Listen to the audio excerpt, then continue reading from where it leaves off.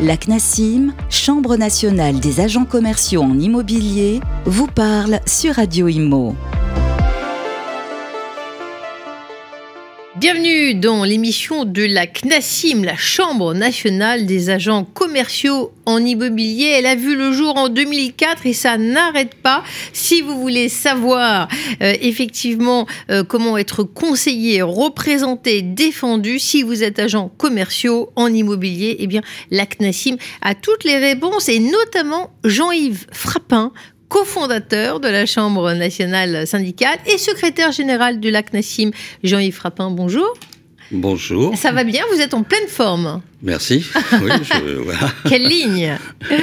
Eh bien, on parle aujourd'hui du droit de suite parce que on se rend compte que une décision de la Cour d'appel a montré qu'elle a débouté un agent commercial qui demandait des commissions sur des affaires conclues après la cessation de son contrat.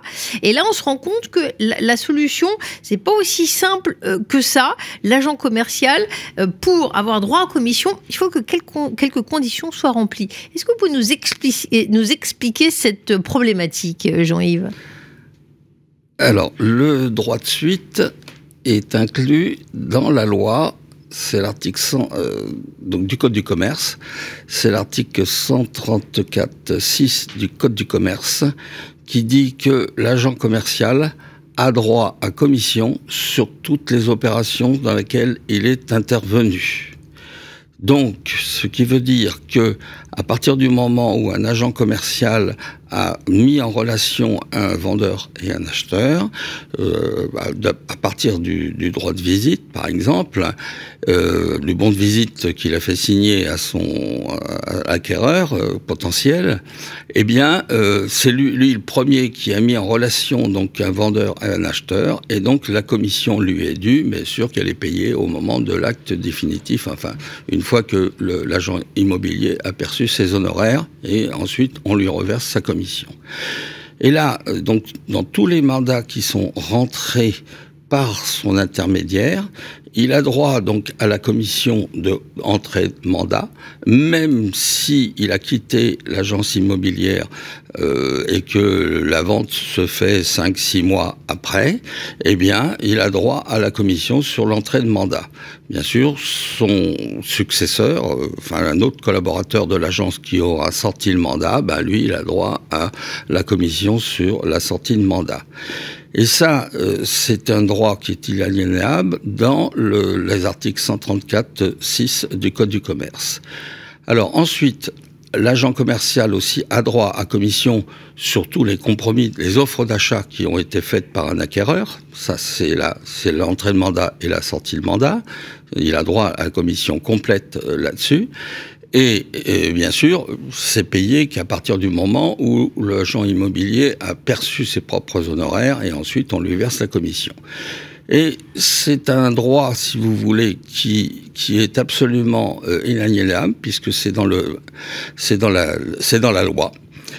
Imaginez qu'un promoteur achète un terrain ou 2-3 maisons et que il y a une clause suspensive qui est dans l'offre d'achat qui dit que l'affaire sera faite à partir du moment où il aura obtenu le permis de démolir et ainsi le permis de construire d'un immeuble, mettons, de 5 étages, 10 appartements, etc. Bon. Mais ça demande énormément de temps.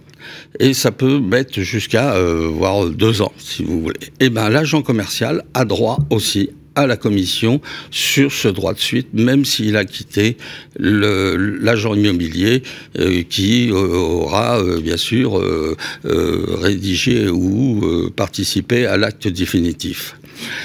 C'est une protection parce que c'est un travail qui a été fait. Alors cependant, il faut dire que l'article 134.16 du Code du commerce dit qu'il y a des articles du Code du commerce qui sont d'ordre public, donc on ne peut pas revenir sur ce qui est écrit et qui est dit dans d'ordre public.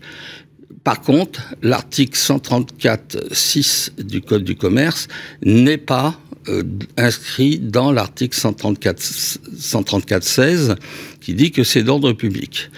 Alors souvent, les agents immobiliers reprennent ce qui est écrit dans la convention collective qui dit que le droit de suite, c'est 6 mois après le départ du négociateur salarié. Mais là, évidemment, c'est une restriction qui est faite.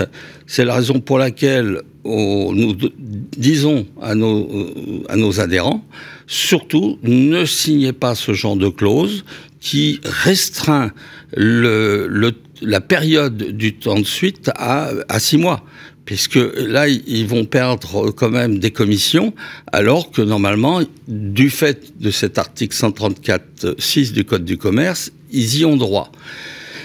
Voilà, donc ça, c'est une action, une des particularités qu'apporte la CNACIM dans son contrat type, qui dit que faites attention à ne pas signer ce genre de clause dans le contrat d'agent commercial que vous signez avec votre agent immobilier. C'est vrai que quand on parle de délai raisonnable, c'est une notion, tout le monde ne met pas la même chose dessous, et ça reste à l'appréciation des juges. C'est exact. Seuls les juges peuvent revenir, en fin de compte, sur ce délai. Délai raisonnable, c'est en fonction... Alors, il est vrai que pour les mandats de vente ou de mandats de recherche qui sont rentrés, en règle générale, au bout de 3, 4 mois, 5 mois, souvent, le client, écoutez, vous n'avez pas vendu mon bien, ou vous ne m'avez pas trouvé de bien, donc je mets fin au mandat. Donc là, évidemment, le droit de suite n'a pas lieu, puisque le mandat, il est caduc. Mais tout ce qui concerne les écrits, c'est-à-dire l'offre d'achat, le compromis, automatiquement, le droit de suite joue pour percevoir les commissions sur les honoraires de l'agent immobilier. En tout cas, pour se prémunir, un agent commercial, s'il fournit un minimum d'éléments et les bons éléments, il se met en meilleures conditions. Est-ce qu'on peut rappeler les éléments à fournir, par exemple ? À commencer, c'est le bon de visite. Le bon de visite qui prouve que c'est bien lui qui a présenté l'acquéreur au vendeur. La liste de clients.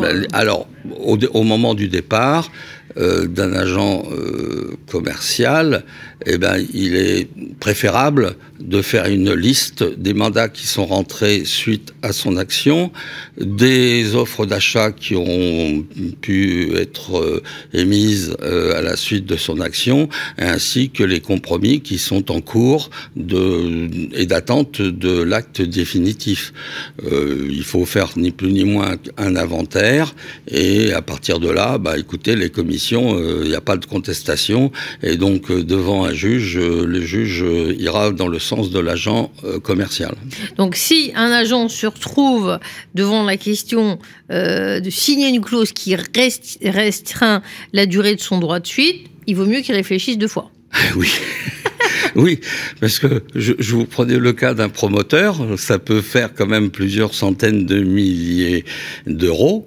Et évidemment, quand vous pensez que un agent commercial, la moyenne, si vous voulez, des honoraires sont de l'ordre de 4%, l'agent commercial, un minimum, il touche 60% de ces 4%, ça fait quand même pas mal d'argent, hein.